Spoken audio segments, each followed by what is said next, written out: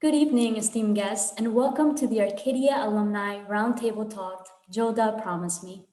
Tonight, we will hear from Honorary Cavalier Gilda Battaglia Rorro Baldassari, author of Gilda Promised Me, as she is interviewed by Dr. Michelle Reali, who is the Access Services and Outreach Librarian at the Betty E. Landman Library, and author of 7 books in her field of librarianship and 11 collections of poetry.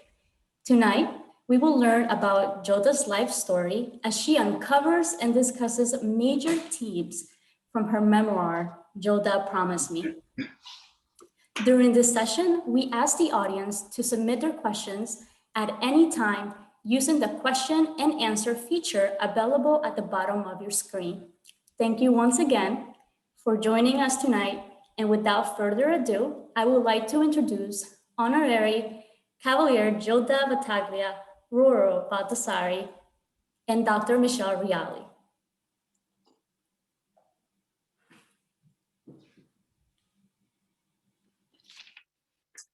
Good evening, everyone. I am so thrilled to be here and to introduce my friend Gilda, the Onorevole Cavaliere, and graduate of Beaver College.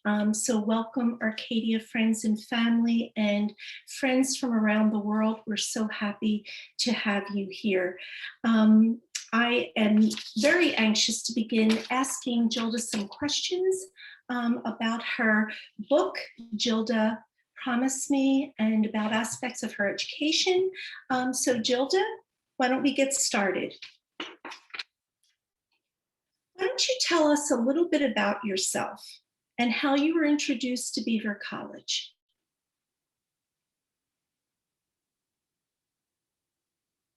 I think you're muted. You might want to take yourself off mute, and then we'll be able to hear you.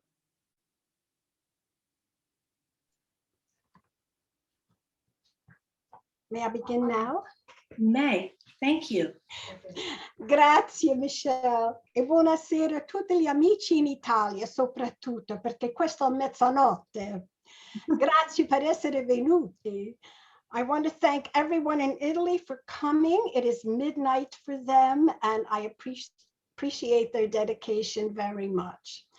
And Michelle, you asked me about Beaver College and my background at Beaver College. Actually, everything started with my mother. My mother, in her 40s with 3 daughters, took coursework at Beaver College. I believe they were adult classes in basic sciences. She wanted to be a chiropractic, naturopathic physician back in the 1940s. So she went to Beaver. She had various professors she spoke about. Dr. Cartwright was one of her favorites. And she was always doing chemical equations and things at home. And I always remember her so busy when I was only 9 and 10 years old, and she was constantly studying. She loved Beaver College and spoke so highly about it. And because she went there, my older sister was able to marry at Gray Towers.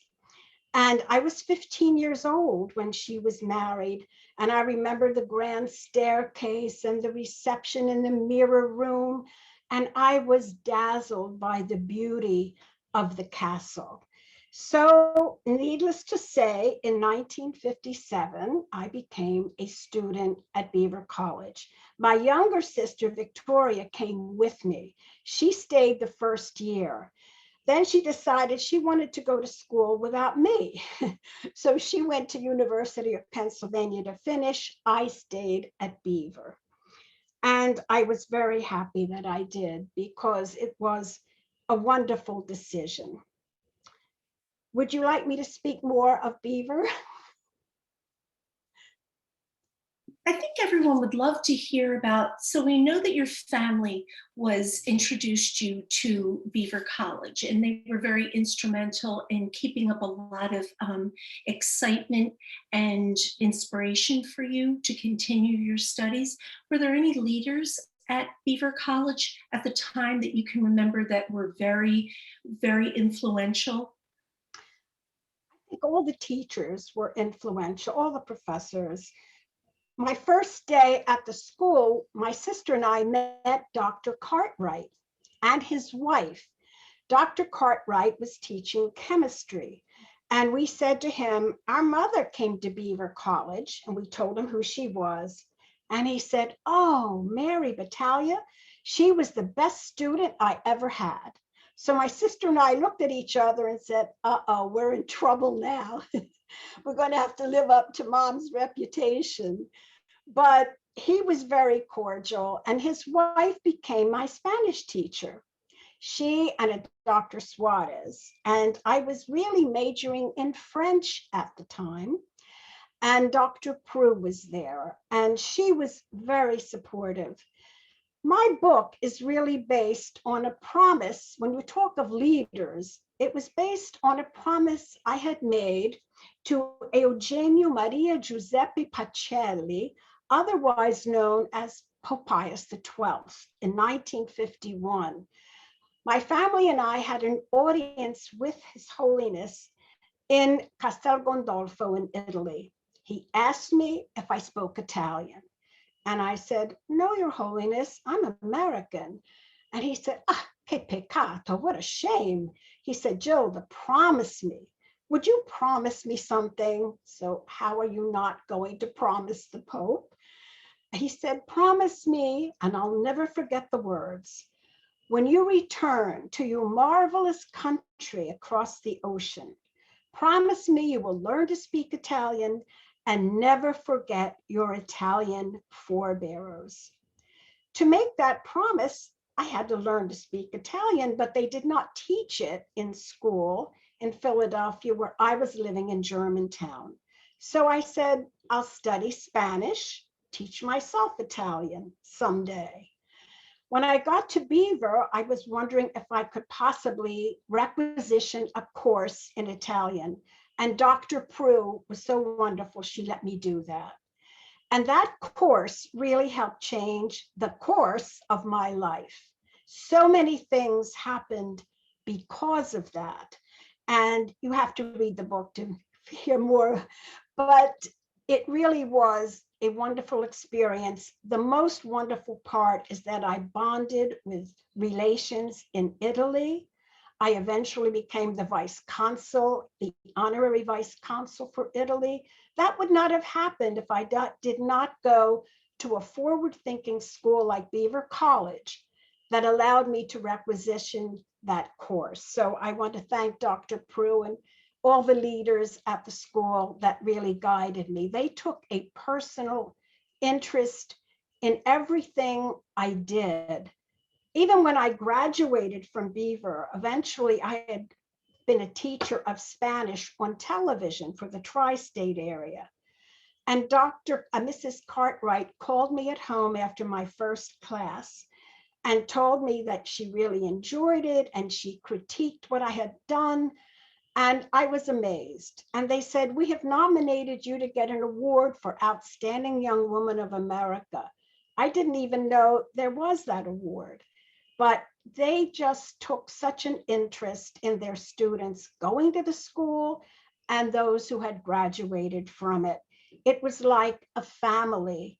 And being here tonight, I feel that that connection is ongoing after all these years, from my mother back in 1947 until 2021. That Beaver, now Arcadia connection is still strong. Isn't that wonderful? That is wonderful, Gilda. It's amazing. And since we know now that you actually did fulfill your promise to the Pope, you both learned to speak Italian and you wrote your memoir titled Gilda Promise Me. Can you tell us a little bit more about the process of writing that memoir, how long it took you, and how it was received by friends and family? It took 5 years. Actually, it started in 1976. I took a course at Trenton State College in English as a second language. After the course, the instructor said, Gilda, you should write a book. you should write about your life story. I said, no, I don't see a reason to do anything like that. She said, oh, yes, you have to write. Well, I kept saying no to her. And 37 years later, because she kept persisting, we became good friends. I thought, she said, Gilda, you've got to do it. Well, my daughter, Mary, was instrumental in giving me a little clipping from the newspaper saying there was a memoir writing class at the Hamilton Township Library near where I live. I went to the class, and the instructor, Rodney Richards, he's still the instructor, said, well, just write anything that comes to your mind. I was in a class with people who had gotten Fulbright scholarships. They had been in the Brazilian jungle among the Bororo tribe. I had been with a person in class who has the president of 3 colleges. And I said, what am I going to write about? And Rodney said, just anything that comes to your head. For some reason, I wrote about my first day in kindergarten and how I ran away from school. I was embarrassed that I did that. And when it came time to critique the papers, we had to read them aloud. And when I read mine, the people in the class were so supportive. They said, we really like this, it's good. So they gave me confidence. And Rodney says, just keep writing. And I would tell all the students who are interested in writing their memoirs, just start writing, write. And you will be amazed before long, you're going to have a corpus of information in which you also can write a book. So that is really how it happened. Gilda, I think that's probably the best writing advice you can give anyone, just write. So I want to move into a 2-part question. So memoirs are particularly illustrative of certain periods of time in our lives, or they focus on a certain aspect of our lives. So I want to ask you, what kind of values were you hoping to message or values that you were hoping to impart in writing this memoir? And also, what part did being an Italian-American woman play in your formation as a whole? I think being an Italian-American woman, I was aware at a very young age of so many wonderful things in the culture. But there was one thing that did disturb me, and that I found in cultures throughout the world, many, that women somehow, there were fewer expectations of females than there were for the males. Women still, in those days, society, when my generation, there were very little avenues for women to have professions outside of the home. Most women became secretaries, nurses, or teachers, librarians. Not many went on to become engineers or doctors or scientists and whatever. So those things did disturb me. And I wanted all my life to see that women would have an equal footing with men. So that was something that has driven me ever since I can remember, because I was one of 3 daughters. And people were always saying to my father, well, try again, maybe you'll get lucky. And that used to really bother me, although my parents said they preferred daughters over anyone else. But that is how I felt about it. So it's something that was the catalyst for my wanting to make change in society, if I could, and even to talk about those feelings in my book, which I think are very important. When you write a memoir, and you asked about the values, what I love about memoirs, and they have become my favorite genre right now, is that you have to be honest. You tell the truth. You give the facts. And when you read a memoir, you learn more about the author, learn more about a life and what they experience. And what I wanted to do in my memoir was to talk about, to honor my parents. I think most of us, all of us want to do that at some point, honor those caregivers who have reared us. I wanted to be able to talk about their struggle because my father was born in Italy. I respected the people that came to this country. All my grandparents were born in Italy. They all emigrated from Italy, immigrated to the United States about 1885. And I witnessed their struggles. My generation was fortunate because we saw firsthand what life was like for those who came to this country, what they were going through, those challenges, how they met them, how the culture was very different, but they embraced it. This became their new home. I became more empathic on the plight of all immigrants by having this experience.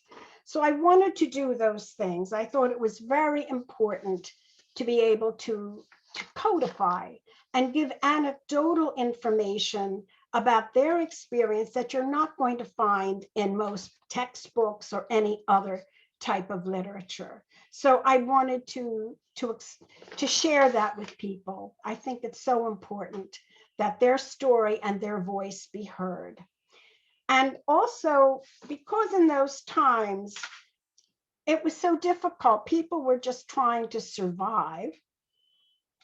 And often women, girls, and would have to go to work so that their brothers could go to school. And I felt terrible that you have all of this talent in women that cannot be unleashed. The women were more restricted.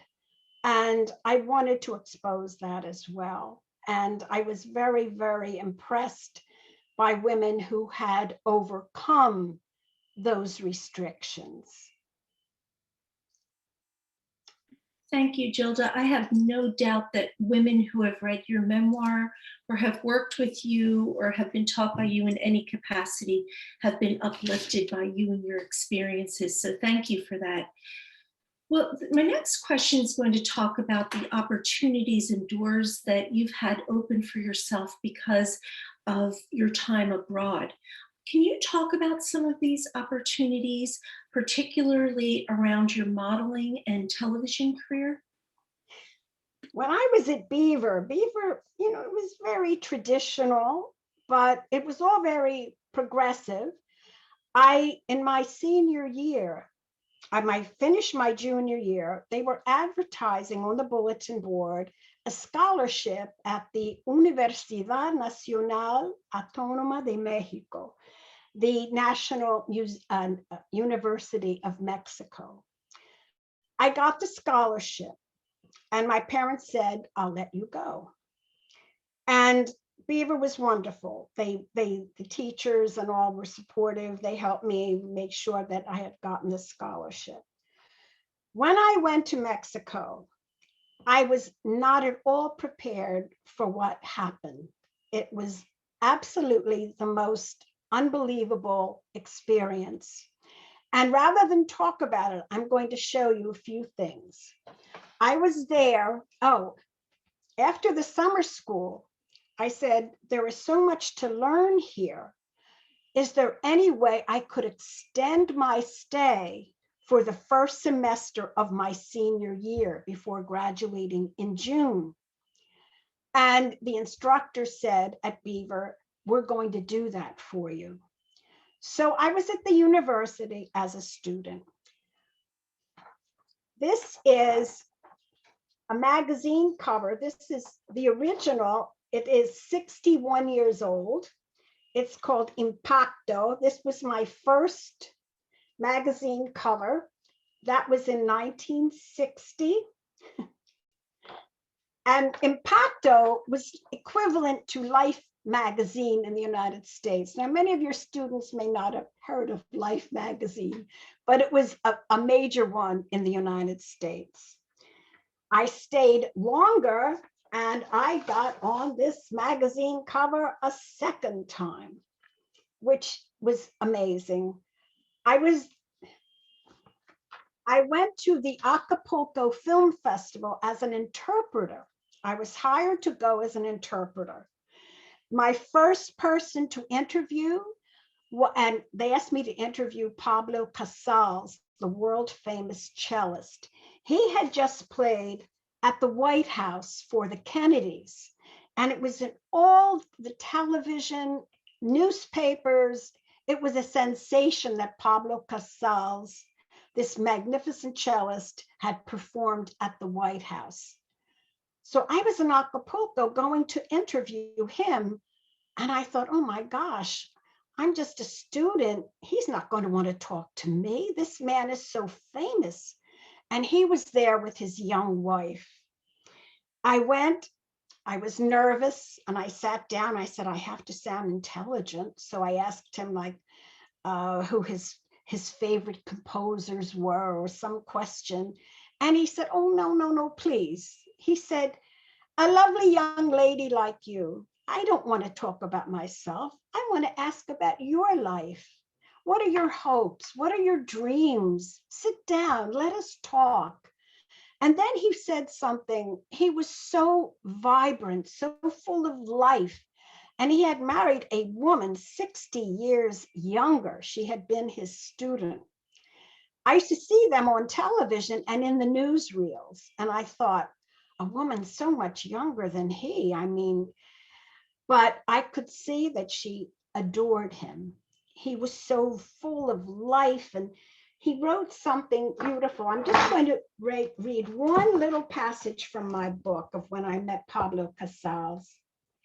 He took a flower, he plucked a little yellow buttercup, and he said, when I look at this blossom with its intricate detail, I see a reflection of all the beauty in the universe, and it brings a tear of joy to my eyes. And that man, who was in his 80s, was just so youthful and so inspiring. So here I was at the Acapulco Film Festival. 2 days after the interview, I became the queen of photographers, which was a national beauty contest. I was not prepared for any of that. I had a $10 cotton dress I had made. It was an overwhelming experience. And I thought, what am I going to do here? They've asked me to be the queen of photographers. So they took me to a fort. They had an outdoor fortress with 7,000 people coming every night to look at movies from around the world. It was a phenomenal experience. Make a long story short, I got a movie contract from that. I was in 3 full-length films. I had 2 like walk-on parts at the beginning in one film. Another, I was the daughter of Dolores Del Rio, who was a famous star, and I had 2 lines to speak. And then I was in another. And this, you can't see this well, but this is a DVD. It's called Frankenstein, El Vampiro y Compañía. It's a comedy, a spoof. And on the back, there is, I am right there. Now this is, a friend found this on Amazon. I had made this movie, and my parents did not like the idea that I was modeling and doing movies. They said, you have to just study, you become a teacher, and a daughter of ours cannot be in the movies and modeling because that is not decent. You need a profession and something that is more respectable. Now, that was in the 1960s. That was not an unusual mindset. And it was very, very difficult because wonderful things were happening. But so many extraordinary things happen. You just have to read the book. But being in Mexico was pivotal. It definitely changed my entire life. Then I was offered a co-starring role in another film with Maria Felix. It was going to be the biggest movie in the Siglo de Oro, they called it, the golden century. And it just happened at the time I was supposed to come back to Beaver and finish my last semester. I wanted to have that part so badly because it would have been a co-starring role with this big star. It would have made my career.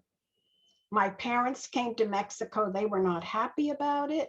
They said, we want you to go back to school, finish your last semester, and graduate. So I did. But then ultimately, because I had that experience in Mexico, I was offered a position to teach Spanish on television. And they told me, because I had that extra experience abroad, that out of almost 400 candidates to teach on TV, I was chosen. And so very good things came out of that were just ongoing. Also, going abroad, I think, sets a tone. Once you travel and you have to live in another country and function in another country, it takes a lot of skill. I mean, you have to know the language, you have to be able to find a place to live, etc. And it equips you for the rest of your life to go to other places, to mingle with other people. And that's what the experience did for me. Gilda, I'm just amazed at all of your experiences. Thank you. I'm absolutely stunned. They're amazing. So you had all of these wonderful experiences in Mexico, which was provided to you through Beaver College. I know you had a worldview before you left for Mexico. Can you tell us a little bit about your worldview after you returned from Mexico, and how did that experience lay the groundwork for future work?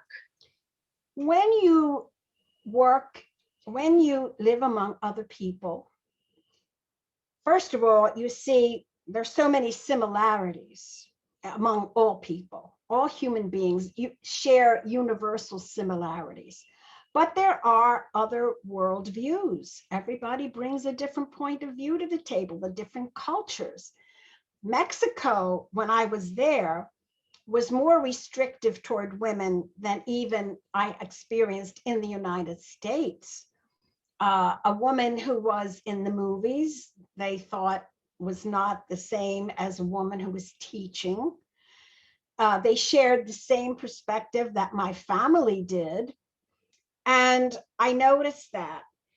Also, just being able to be compassionate with others, to be able to listen to other people, to appreciate what they bring to the table, it enriches your life so much. Going abroad, you don't even have to go abroad these days because we have such a diversity right here in our own neighborhoods and our own country. But to be able to mingle with other people and just see how wonderful the experience, how uplifting it can be when you can communicate, you can make new friends, you can expand your horizon within your humanity. And I think it is so important. It takes away all of the fears, all of the anxiety sometimes of meeting others and thinking people are different. People are people. And you embrace that otherness, you embrace them. And I just found it to be the most wonderful experience. I became then, when I went back to, I had taken an 11-year hiatus to rear my two children. When my daughter went to kindergarten, I went back to work. I started as an English as a second language teacher. And I had students from 18 different countries. They spoke 18 different languages. And it was absolutely beautiful. I was there just 2.5 years in the district, and so many great things happened. We did a newspaper, a student paper. The children they bonded. It was like having a family, and everybody enjoyed the program. we got national and statewide recognition, but mostly these young people come and visit me to this day. Some of my students from South Korea, from Hong Kong, who are living here in New Jersey, constantly come, they visit. Now I see them and their children. So to me, these are my treasures. And if I didn't have those experiences, if Beaver had said, you can't go to Mexico, you can't stay that extra semester, I don't think I would have been able to do those things that I did. Gilda, thank you. I'm very interested, and my heart is very warmed by you speaking about humanity, embracing humanity and embracing the other. So you've spoken a little bit about your work in education. Can you speak further about the equity work that you've done and how that worldview that you just spoke about impacted your equity work? After I taught ESL, I was there 3.5 years. I was the runner-up for the New Jersey State Teacher of the Year and Teacher of the Year. I was very fortunate. I was offered a position at the New Jersey Department of Education in the Equity Office, the Civil Rights Office, known as the Office of Equal Educational Opportunity. And while I was there, it was in charge of school desegregation, affirmative action, Title IX. I later became, when I finished my doctorate, I became the director of that office, and I initiated, my contribution was multicultural education.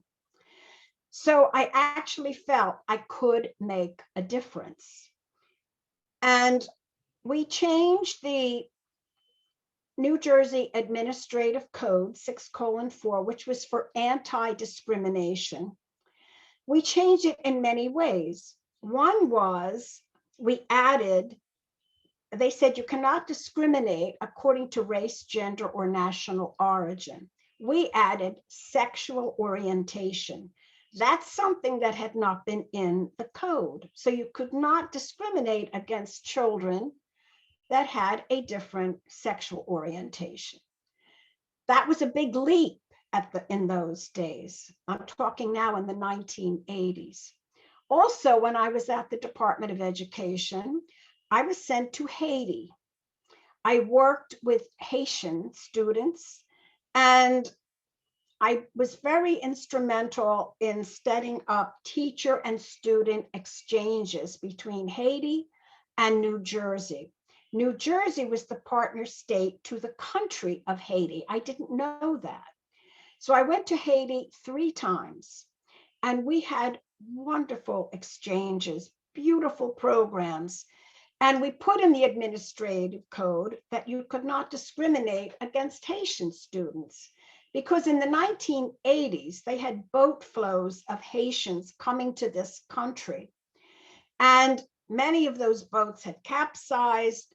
When they did arrive in Miami and other places, they didn't know where to put the Haitians. Some of them they were putting in jails with their children just to have a place until things could be sorted out. When they came to school districts in New Jersey, they were taught in the attic of the school and sometimes in the boiler room, but they were not put in with the general population. So I could work on those issues. All of that is interrelated. I learned Haitian Creole. They sent me to Indiana University. I went to study Haitian Creole. I just had a 6-week immersion course, but I still can converse in Creole fairly well, petit classe, as they say, a little bit. But having those opportunities to make a difference. When we study, we think, well, we're going to take a certain course in our lives, and we're going to go forward with a certain path. I thought, well, I'm going to be a teacher of Spanish and French, but I only taught Spanish for a year in a high school. And then all these other things, I got into civil rights work. I was in charge of school desegregation. So you never know where life is going to take you. But if you have that foundation, where you can embrace the other, as you said, when you can celebrate the other, when you can be empathic to their needs and say, we have to extend ourselves to everyone, you can accomplish things you never thought possible. And I'm not saying that everybody has to go out and do all kinds of whatever.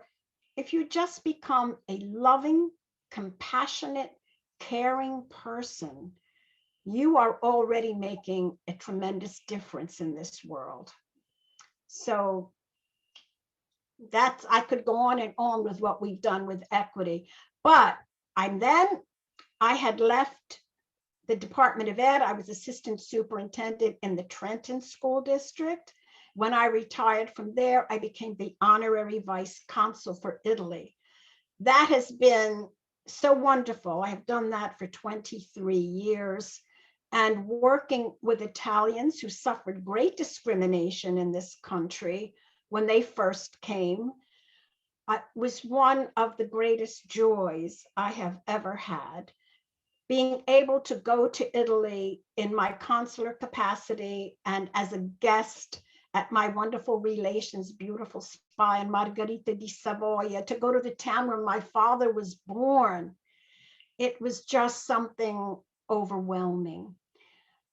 From that, the story goes on. I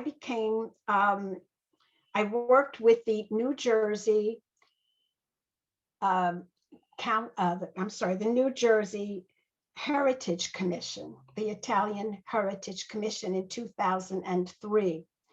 The commission has done wonderful work for anti-discrimination towards Italians, but we also embrace everyone's culture. From 2003 to the present, I have been the president, the chair of its curriculum committee. And we've developed a curriculum called the Universality of Italian Heritage.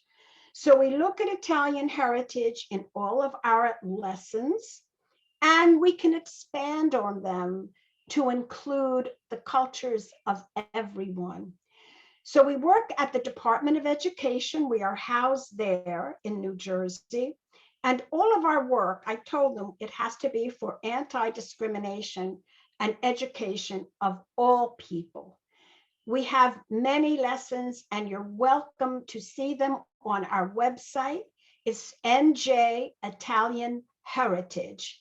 If you Google that, that's all, NJ Italian Heritage, click on curriculum and you will see the universality of Italian heritage. So we have done that. We're doing living histories of people. And we've had so many opportunities to meet and so many opportunities to work with young people, not only in this country, but abroad. We piloted our curriculum in Italy and throughout the United States, and it has been a wonderful experience. A woman from India by the name of Uma Deshpandande has written to me. She reviewed my book and she said she was spellbound by the parallels of Italian cultural heritage with that of India. And she went on to discuss how our cultures were so similar. And I thought that was wonderful that a woman from India had seen that connection and to cross, the continents in a humanistic way. It was very uplifting. I would also like to say that in writing the book, I have met extraordinary women. One was Rose Alito. Rose Alito was the mother of Associate Justice of the Supreme Court of the United States, Samuel A. Alito Jr. And his sister, Rosemary Alito, is a prominent attorney in employment law. And Rose would tell me about her struggles working, trying to break the barriers, getting into education for women, especially Italian American women, because the doors were closed for them.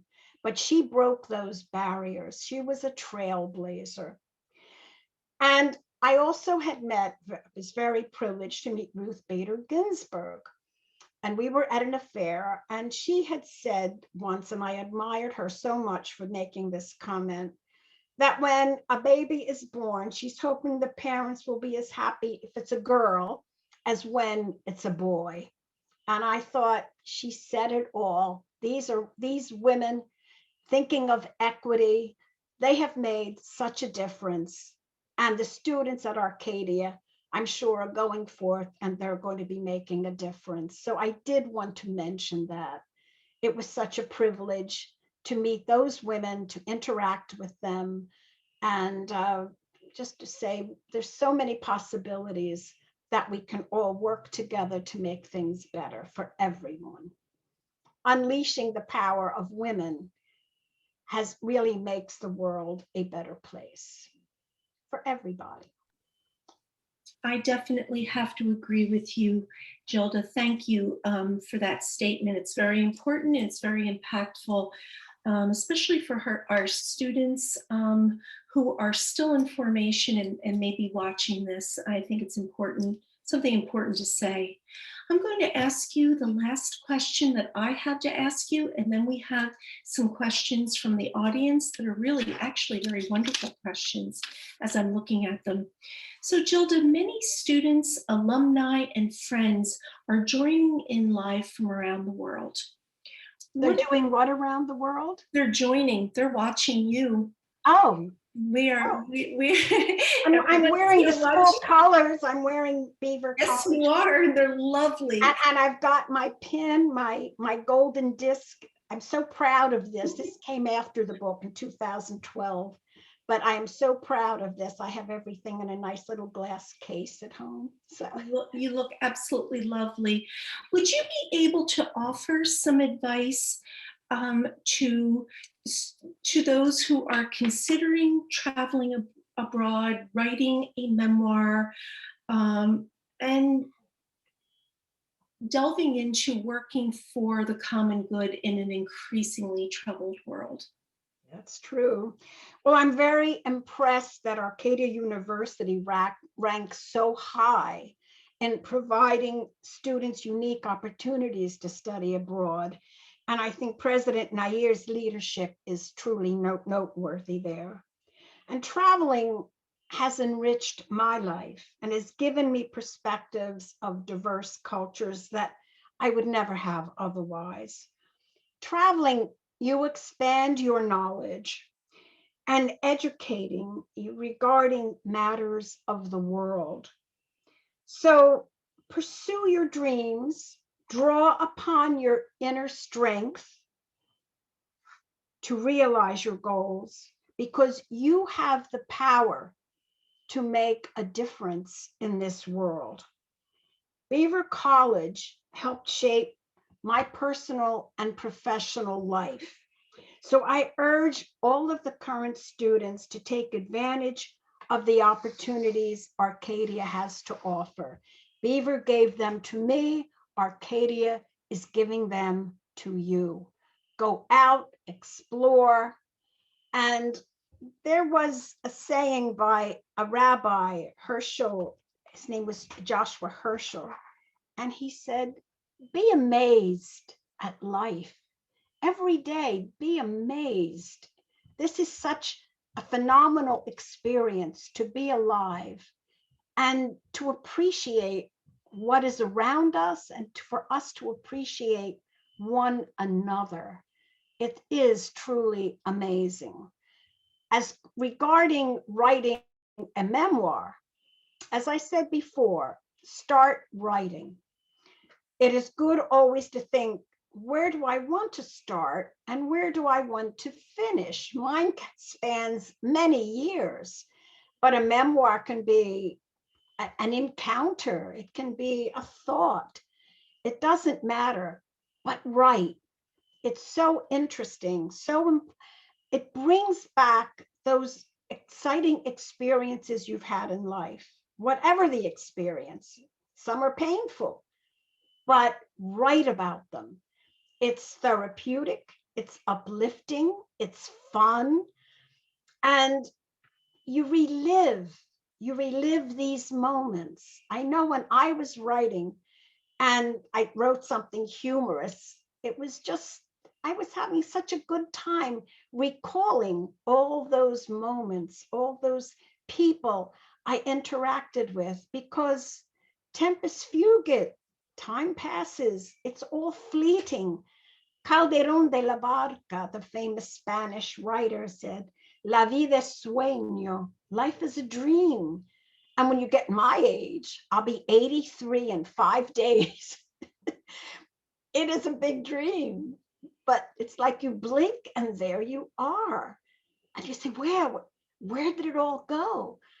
But when you start writing, those years, all of this, we are repositories of so many experiences. So I would say, begin to write.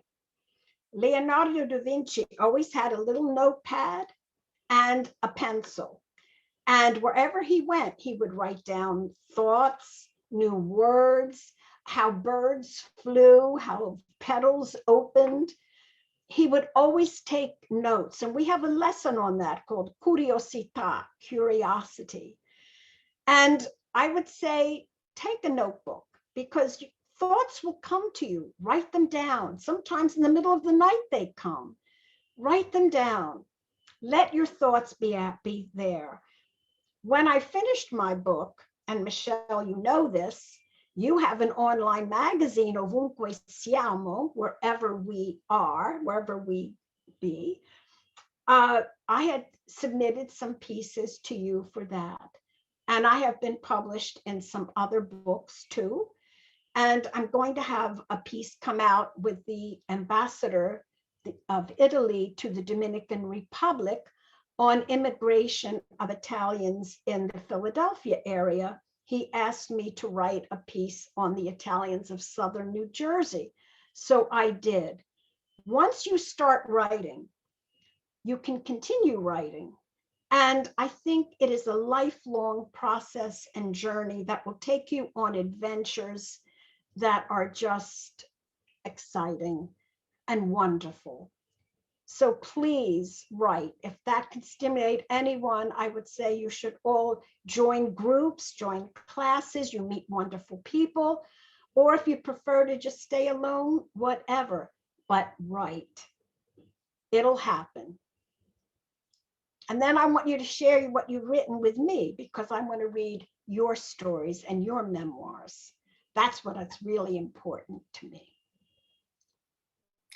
Gilda, thank you. It's also really good to know that you have some pieces coming out that we can look forward to. So I'm very excited about that. Thank you for answering all of those questions so thoroughly and with such enthusiasm and passion. We all appreciate that. We did have some questions come in, and I'm going to ask them right now. So let's see. We have a first question addressed to you that says, is the program that you developed for New Jersey schools paralleling Italian immigration experiences in America to recent immigration still active?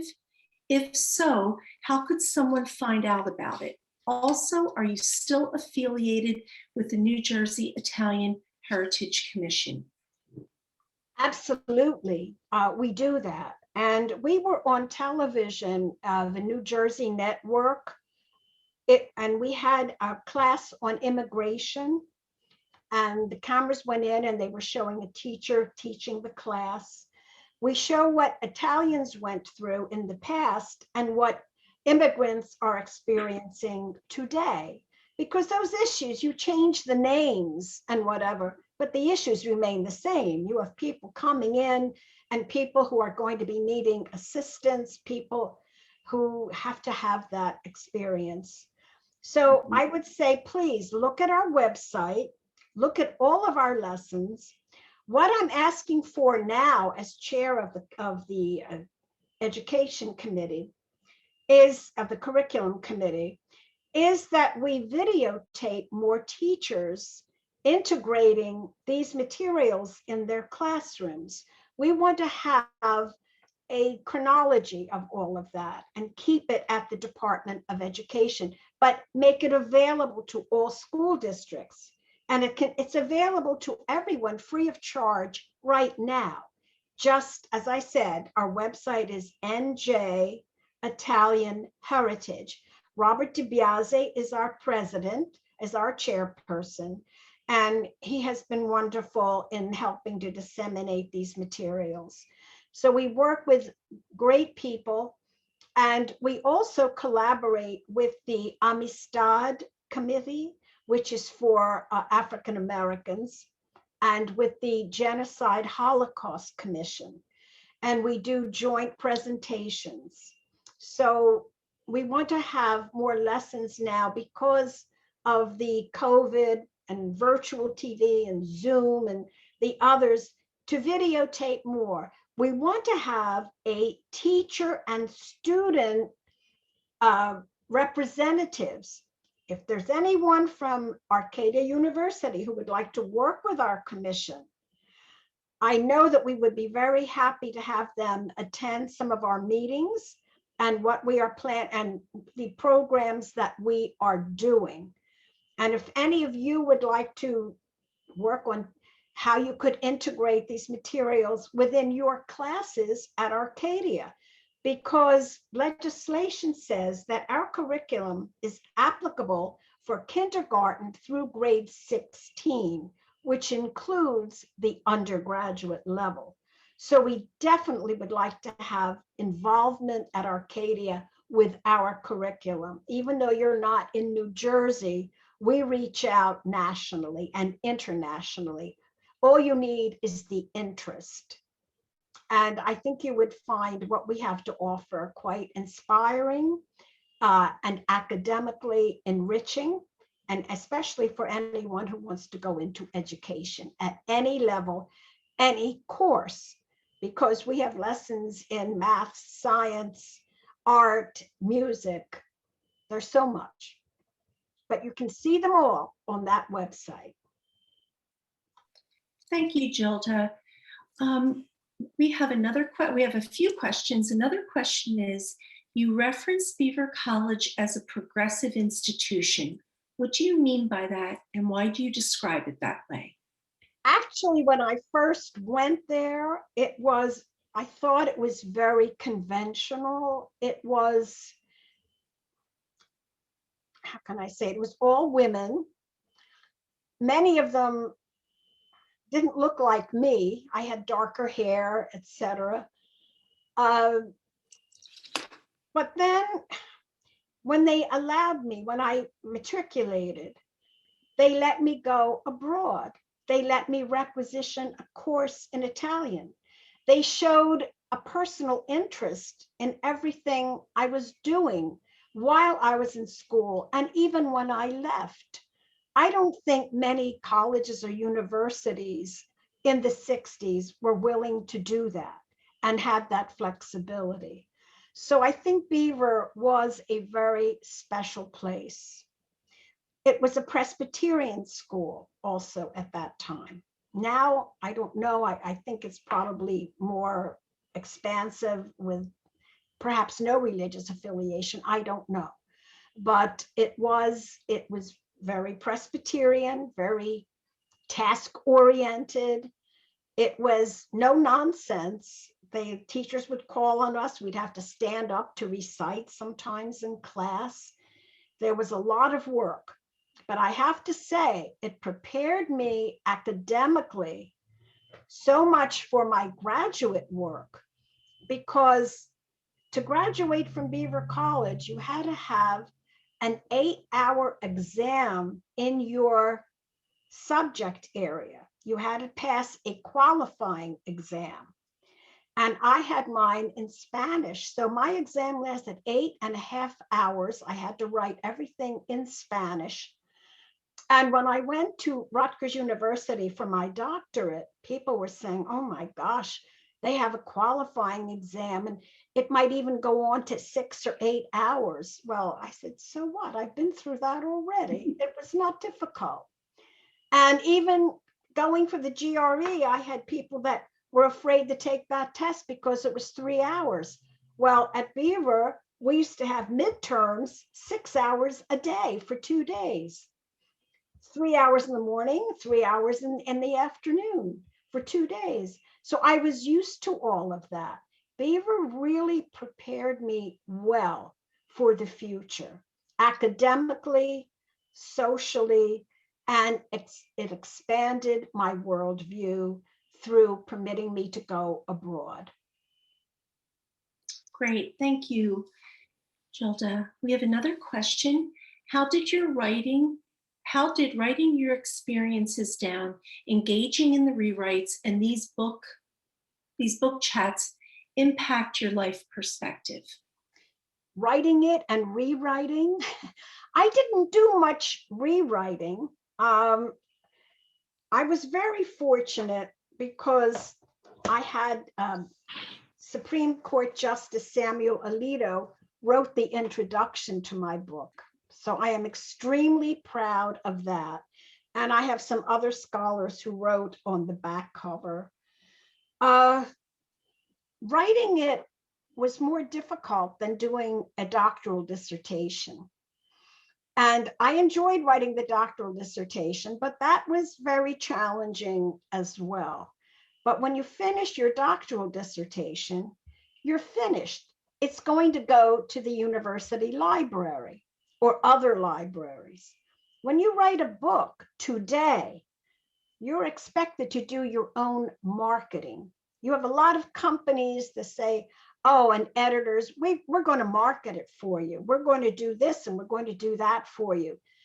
What they do, they put it on Amazon, Barnes and Noble, but they don't do too much. You've really got to do it yourself. When you come to the end of writing the book, then you have to edit. That is difficult. You get tired. You get tired of looking at it after a while. And people said that. They said, you're going to really, I said, oh no, I think the end must be the best because you've got the book finished and you're just looking over all the little details. That must be almost fun. It wasn't. It does get tedious. But I had some very good friends, and my daughter, who was excellent at editing, she really was excellent because she had a true interest in this. But it takes a lot of discipline. It takes a lot of energy. And sometimes you just have to step aside from it a little bit and give yourself a rest, but go back to it. And don't let the gap be too long. But the writing process is a lot of work. I mean, anything worthwhile is work. But when it's finished, you have something tangible. You have something that's part of your legacy. And that's a very good feeling. So I didn't do it. And most people I know, they did it for the love of writing. And that, I think, is the most important motivator. Not to say, well, I might be rich on this book. It might make the bestseller list. That would be nice. But the main thing is to write and to have your voice heard. Gilda, we have another question. Have you ever had any of the students from another country live in your home? If so, what, if anything, was a surprise to you? I'm going to ask you to say that again. I was reading something that came on the screen from Okay, no Gloria problem. Bachman. Have you ever had nice comment? Have you ever had any of the students from another country come to live in your home? If so, what, if anything, was a surprise to you? I had relatives, I had relations from Italy come and live. And it was one of the most beautiful experiences of my life. Anna Rita Lali and Celina Lali and her daughter Marina. And they stayed with us. They came several times. And I've gone to their home in Italy. And I cannot tell you how much that means to me. This is one of my treasured experiences in life, being with them.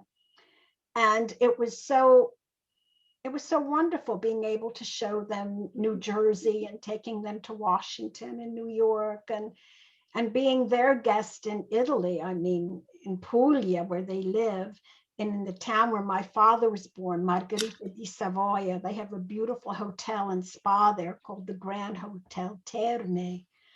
And I've spent the most wonderful summers. So what can I say? But I've had others come from Sicily, people from Mexico, not to live in my house, but we've had exchanges with students and programs for them. They came with their teachers often. We've done so many different types of programs with the Italian Heritage Commission for Columbus Day activities, for example. We always had a group coming in, a folklore group or whatever, directly from Italy. They would come to the local church. We would do a flag raising ceremony outside. The people from Italy would perform for the public, and everybody would be dancing. We'd all be doing the tarantella, and life was beautiful. So these experiences, I think, are what make life worthwhile, being together.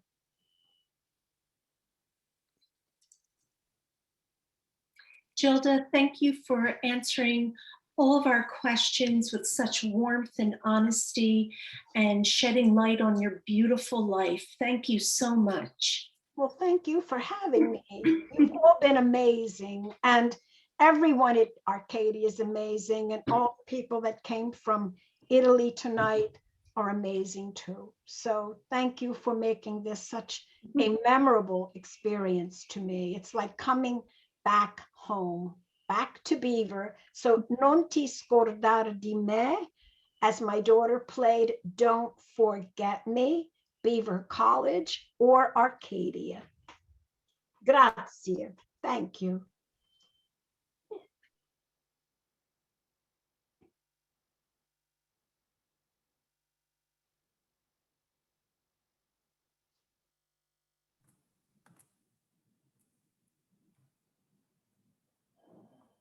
Before the conclusion of this program, the Office of Alumni Engagement would like to invite you to our upcoming events, starting with the Women Who Lead Forum on March 30th at 6:30 p.m. Then we have our Alumni Reunion Week starting April 26th to May 2nd. And please don't forget to join us on our monthly Arcadia Roundtable Talks. Our next one will be April 1st on the life and legacy of Patty Hill. Thank you again for joining us and for your time. We hope to see you again.